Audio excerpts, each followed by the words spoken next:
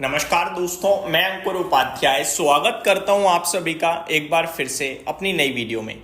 दोस्तों, बाजार में तेजी बढ़ते हुए दिख रही है और काफ़ी अच्छा मूड माहौल हो गया है इस समय। स्मॉल कैप मिड कैप 1% ऊपर हो गए हैं। निफ्टी करीब आधा % ऊपर 24,700 खड़ा है।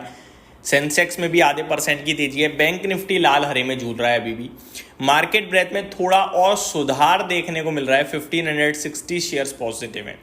ऐसे में लाल निशान में जो शेयर्स हैं उनकी संख्या भी काफ़ी है। स्पेशली कुछ स्टॉक्स जो काफ़ी तेज टूट रहे हैं। कंपनियां बहुत ही ज़्यादा कमाल की हैं, लेकिन नंबर्स और गाइडेंस दोनों ही खराब हैं। पहला नाम है दोस्तों एबीबी। एबीबी की बात करी जाए तो नंबर्स पहले तो मैंने आपके साथ वीकेंड पे ही शेयर करे थे कि बहुत ही ज़्यादा वीक हैं। स्टॉक में करेक्शन की जगह है और 5,000 तक ये आ सकता है, ये भी आपसे कहा था। लेकिन 5,000 पे एक आता कि भैया ये ऐसा लेवल होगा जहाँ पे अट्रैक्टिव हो जाएगा स्टॉक बहुत ज़्यादा एक्यूमुलेशन के लिए। मुझे ये नहीं पता था कि ये एक ही दिन में 5,000 आ जाएगा। 6% एबीबी का शेयर नीचे दिख रहा है। मैं आपको पहले नंबर्स बताता हूँ, फिर कंपनी के बारे में थोड़ा डिटेल शेयर करना चाहूँगा। अगर आप इसमें निवेशित हैं तो कहीं ना कहीं अभी टफ समय चल रहा है आपके लिए, लेकिन पैसा बहुत बनाया है आपने। अगर एबीबी में लंबे समय से निवेशित हैं तो हाल ही में अगर निवेशित हुए हैं तो आप ट्रैप टाइप फील कर रहे होंगे। रिजल्ट्स की बात करें दोस्तों अगर एबीबी के, तो रेवेन्यू तो 2,831 करोड़ से बढ़कर 3,175 करोड़ पे आया। यानी टॉप लाइन में तो ग्रोथ दिखी है साल दर साल।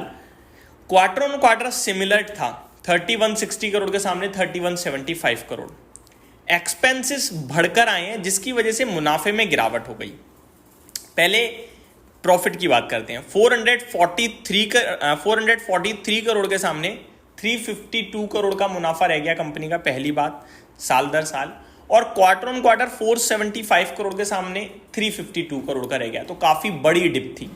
वहीं अगर मैं ऑपरेटिंग प्रॉफिट की भी बात करूं तो क्वार्टर ऑन क्वार्टर 582 करोड़ के सामने 414 करोड़ पे रह गया, और साल दर साल 542 करोड़ के सामने 414 करोड़ रह गया। तो काफ़ी वीक नंबर थे ये। मार्जिन्स तो मैंने आपके साथ डिस्कस करे थे, करीब बीते मार्च 2023 के बाद से लोएस्ट मार्जिन थे। मार्च 2023 में ऑपरेटिंग प्रॉफिट मार्जिन थे 12% के, और इस बार कंपनी ने क्लॉक करे हैं 13%।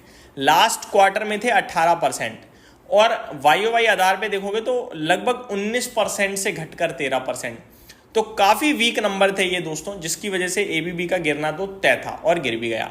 अब दूसरी तरफ देखो, एबीबी कोई छोटी मोटी कंपनी नहीं है। 1 लाख करोड़ से ज़्यादा मार्केट कैप है, और उससे भी बड़ी बात एक दमदार मैन्युफैक्चरिंग कंपनी है, जो कि मतलब आप ये कह सकते हैं कि सुपर्ब कंपनी है। बस इससे ज़्यादा क्या ही बोलूँ, इसने बहुत पैसा बनाया निवेशकों का। अगर आप देखें 52 वीक लो तो वो 4,590 का है। यानी अभी भी एक साल में निवेशकों को निश्चितम स्तर से 10% का पैसा बना के दिया है। बट अगर मैं टॉप से काउंट करूं तो करीब आधा रह गया है। 9,000 रुपये के करीब का हाई है इस स्टॉक का। अब सबसे इंटरेस्टिंग पार्ट देखिए, ये जो वैल्यूएशन है ना कंपनी के, ये 5 साल के लोएस्ट पीई पे ट्रेड कर रहा है। 5 साल के लोएस्ट पीई पे, समझ रहे हो आप? जहां इस कंपनी का एवरेज मीडियन पीई मुझे दिख रहा है 102 का है। करंटली पता है कहां पे ट्रेड कर रहा है ये कंपनी का स्टॉक? 59 के पीई पे। दैट मीन्स अर्निंग सिमिलर भी है, पीई आधा रह गया, शेयर का प्राइस ऑटोमेटिकली आधा हो जाएगा भाई। स्टॉक के प्राइस को चलाने के लिए 2 चीजें चाहिए होती हैं, एक अर्निंग्स और एक वैल्यूएशन। तो जो 102 के पीई पे ट्रेड करता था वो अभी 59 के पीई पे है। तो पीई डिस्कंफर्ट आया है। इनफैक्ट अगर मैं और बड़ा रेशो देखूं ना, तो लास्ट टाइम 48 के पीई पे ये स्टॉक आपके लिए 2019 में था। 2019 में कोविड में भी आपके लिए जो गिरा था वो कोविड में 55 का पीई तक गया था, और उसके बाद 180 का पीई टच करा स्टॉक ने जब मार्केट बुल रन में आया था। तो अभी वो कंडीशन टाइप आ गई है। 10 साल का मीडियन पीई भी 76 का निकल रहा है। तो आप ये कह सकते हो कि बहुत ही ज्यादा वैल्यूएशन टर्म्स में आप सस्ता। लोग कहेंगे 60 के पीई पे महंगा है, लेकिन अरे इस कंपनी की रुतबा है भैया, ये 7600 के पीई पे ट्रेड करने वाली कंपनी है। ऐसे प्रोडक्ट बनाती है जो आजू बाजू नहीं बना पा रहे लोग यार, चलते हैं सदियों सदियों, वो वाला काम है इन कंपनी का।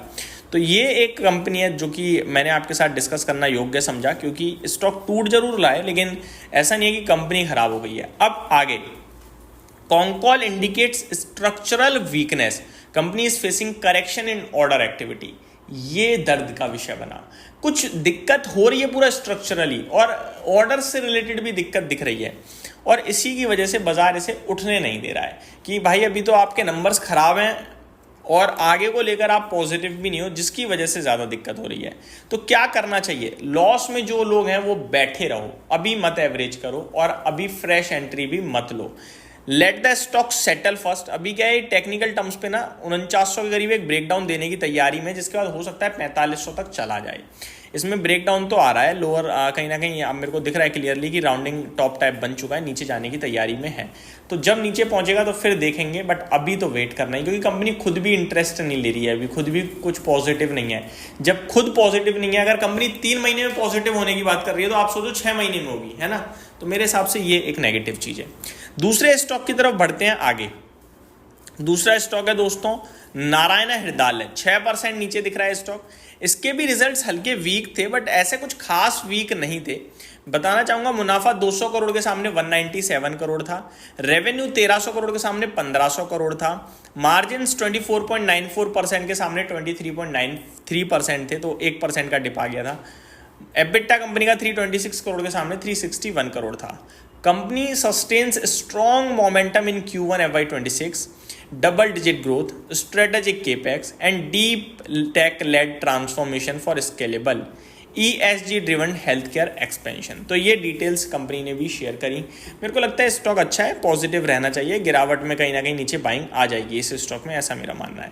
तो ये मेरी तरफ से आपके लिए अपडेट्स थी। उम्मीद करता हूँ वीडियो पसंद आई होगी। Thank you so much for watching this video. Have a great day guys.